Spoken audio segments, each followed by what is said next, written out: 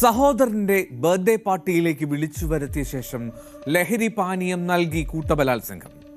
Video കാട്ടി സുഹൃത്തുക്കൾക്ക് നേരെയും അതിക്രമം. DGPക്ക് മുന്നിൽ പരാതിയുമായ വിദ്യാർത്ഥിനി.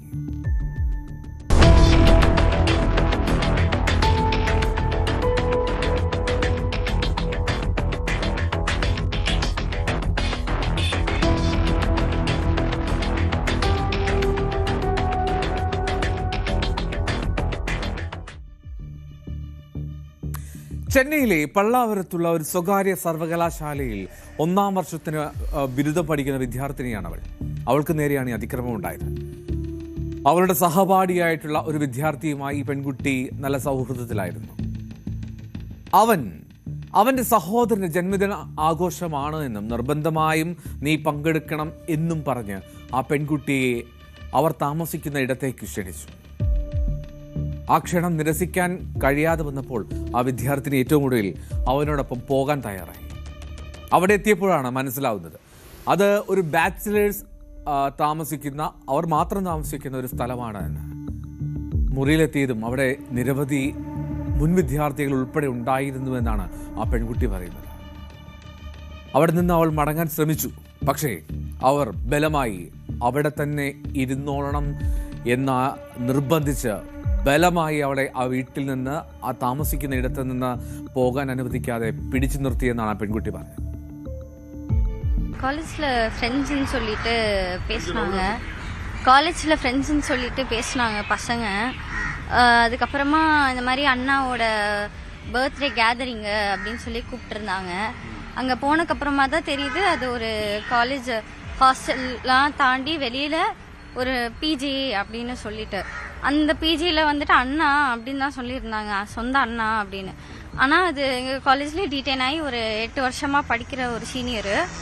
அவங்க எல்லாரும் வந்துட்டு இந்த ட்ரக்ஸு சப்ஸ்டன்ஸ் அதெல்லாம் கொடுத்து ஒன்றும் இல்லைன்னு சொல்லி ரொம்ப ஃபோர்ஸ் பண்ணி எங்களை பண்ண வச்சாங்க. பண்ணிவிட்டு அந்த வீடியோஸை யூஸ் பண்ணி நீ மற்ற பொண்ணுங்களை கூட்டிகிட்டு வரலன்னா எல்லாத்தையும் நான் லீக் பண்ணுவேன், காலேஜில் உன் லைஃபே ஸ்பாயில் பண்ணுவேன் அப்படின்னு சொல்லி எனக்கு வந்துட்டு ரொம்ப த்ரெட்டன் பண்ணி என்னை வந்துட்டு நீ வரல, நான் சொல்கிறதெல்லாம் நீ கேட்கலன்னா நான் எல்லா வீடியோவும் காலேஜுக்கு அனுப்பிச்சிருவேன், வீட்டில் பிரச்சனை பண்ணுவேன் அப்படின்னு சொல்லி என்னை மிரட்டி அந்த இடத்துக்கு என் ஃப்ரெண்ட்ஸையும் கூப்பிட வச்சு அந்த பொண்ணுங்களையும் சரி என்னையும் சரி செக்ஷுவல் அப்யூஸ் கொடுத்தான்.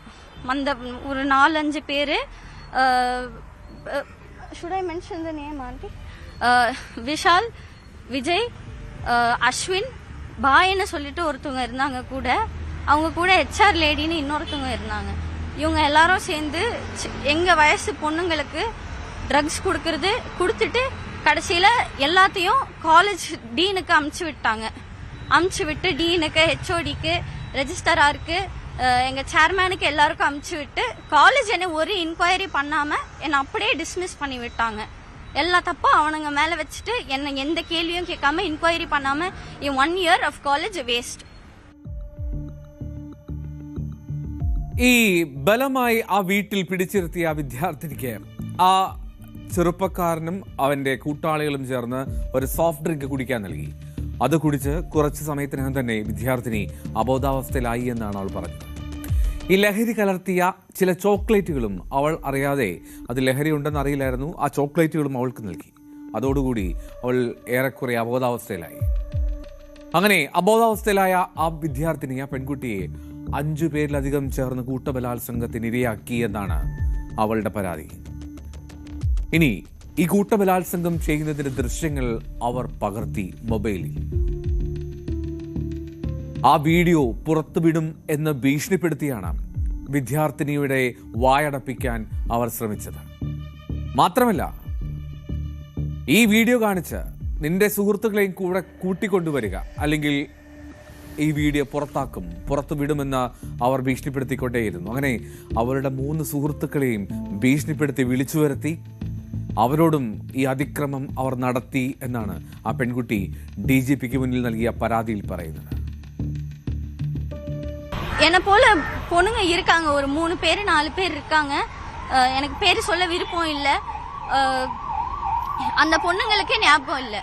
எல்லாருக்கும் எதனா ஒன்றுத்து கொடுத்து அவனுங்க கொடுக்குறானுங்க, ஒரு ட்ரிங்கை கொடுத்து அது என்னன்னே தெரியல. அது குடிச்ச உடனே நார்மல் கூல் ட்ரிங்க் மாதிரி தான் இருக்கு, ஸ்ப்ரைட் பாட்டில் அது குடுக்குறாங்க. நாங்களும் வெறும் கூல் ட்ரிங்க்னு நினைச்சு குடிக்கிறோம். அதுக்கப்புறம் சாக்லேட்டை குடுக்குறாங்க. அதோட எங்களுக்கு மறந்து போகுது, எதுவுமே ஞாபகம் வர மாட்டேங்குது. நான் இது என்ன ஏதுன்னு கேட்டா அதெல்லாம் ஒன்றும் இல்லை, சாக்லேட்டு கூல் ட்ரிங்க் அப்படின்னு சொல்லி ஒரே வார்த்தையா முடிச்சு விட்டாங்க. ഇതിൽ ചില വീഡിയോകൾ അവർ സർവകലാശാലയിലെ ചില അധികൃതർക്കും അയച്ചു കൊടുത്തു എന്നാണ് ആ പരാതിയിൽ പറയുന്നത്. അപ്പോൾ എന്തുണ്ടായി? ആ സർവകലാശാല അധികൃതർ മറ്റൊരു അന്വേഷണം പോലും നടത്താതെ ആ വിദ്യാർത്ഥിനെ അവിടെ നിന്നും പുറത്താക്കിയെന്നാണ് പരാതിക്കാരി പറയുന്നത്. എന്താണ് സംഭവത്തെ തുടർന്ന് വിദ്യാർത്ഥിനി ശങ്കർനഗർ പോലീസ് സ്റ്റേഷനിൽ പരാതി നൽകിയതാണ്. വിശാൽ, വിജയ്, അശ്വിൻ ഇവരുൾപ്പെടെ 5 പേർക്കെതിരെയാണ് പരാതി നൽകിയത്. പക്ഷേ പോലീസ് കാര്യക്ഷമമായി യാതൊരു അന്വേഷണവും നടത്തിയിട്ടില്ല എന്നാണ് അവളുടെ ആരോപണം. ഇതിനിടെ നീതി ലഭിക്കണമെന്നാവശ്യപ്പെട്ട് ആ വിദ്യാർത്ഥിനി മൈലാപ്പൂരിലെ DGP ഓഫീസിലും പരാതി നൽകി. സർവകലാശാലയിൽ ലഹരി ഉപയോഗം അത് വ്യാപകമാണ് എന്ന്, ചില വിദ്യാർത്ഥിനികൾക്കും സമാനമായ രീതിയിൽ ലഹരി വസ്തുക്കൾ നൽകി ഇത്തരത്തിൽ ലൈംഗിക അതിക്രമം നേരത്തെയും നടന്നിട്ടുണ്ടെന്നും അവളുടെ പരാതിയിൽ ഉന്നയിക്കുന്നുണ്ട്. വിദ്യാർത്ഥിനികളുടെ ജീവിതം നശിപ്പിക്കുന്നവർക്കെതിരെ കർശനമായിട്ടുള്ള നടപടി വേണമെന്നാണ് ആവശ്യം. ஸோ இது எங்கேருந்து இந்த ட்ரக் எல்லாம் குழந்தைங்களுக்கு கிடைக்குது, எங்கேருந்து கொண்டு வர்றாங்க, எப்படி பெண் குழந்தைங்களை வந்து அவங்க இதில் மாட்ட வைக்கிறாங்க. அது மட்டும் இல்லாமல் அஸ்வின் ஒரு பையனை பற்றி பாப்பா சொல்லியிருந்தாங்க.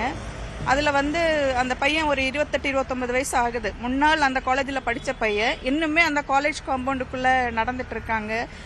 இனியுமே அங்கே இருக்கிற பொண்ணுகளை வந்து மிஸ்யூஸ் பண்ணிட்டு இருக்கிறேன்றப்போ காலேஜ் வந்து இது வந்து சரியான நடவடிக்கை எடுக்காதது தான் மெயினான ரீசன். ஏன்னா இவ்வளோ பொருள் வந்து காலேஜுக்குள்ளே எப்படி வருது, காலேஜ் ஹாஸ்டலில் இருக்குதா அந்த பையன் எடுக்கிற யூஸ் பண்ணுற வீடியோஸ் வந்திருக்கு.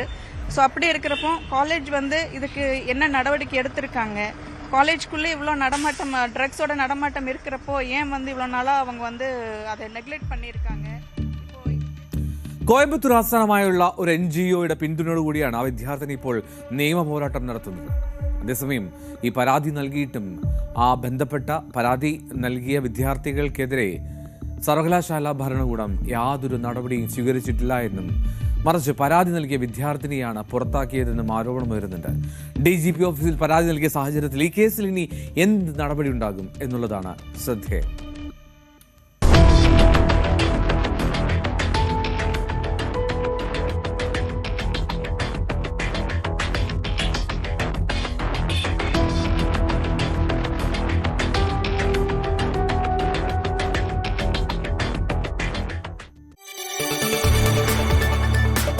കൂടുതൽ വാർത്തകൾക്ക് News 18 Keralam YouTube channel subscribe ചെയ്യുക.